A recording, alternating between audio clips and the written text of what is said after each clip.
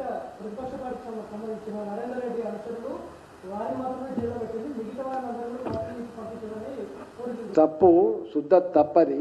నేను అంటున్నా, ఇప్పుడు అధికారంలో ఉన్నోడు దౌర్జన్యం చేస్తాడు, ఎవరు కాపాడాలి వాళ్ళకి అండగా? ప్రతిపక్షంలో పోవాల్సింది. అయితే టీఆర్ఎస్లో పోవాలి, లేకపోతే భారతీయ జనతా పార్టీలో పోవాలి. పక్కన అందుబాటులో ఉంది కాబట్టి ఆయన పోయినట్టున్నది. నిన్న అందుబాటులోకి వచ్చింది కాబట్టి ఎంపీ గారు పోయినరు. మీరు ఎందుకు ఆపింది చెప్పండి?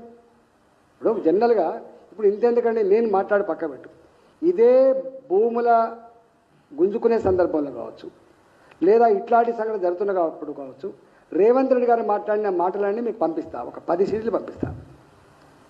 ఇవాళ ఆయన ఏం చేస్తుండో మీరు చూడండి. తన్ని తరమండి అని చెప్పిండు ఆయన. ఇంకా భాష నా నోట్లోకి వస్తలేదు, మంచి భాష కాదు అది. ఇవాళ అవునండి, నరేందర్ రెడ్డి గారు ఇప్పుడు నేను పోతా, మేము అండగా ఉంటాం, ఎవడతో చూస్తాం అనమా?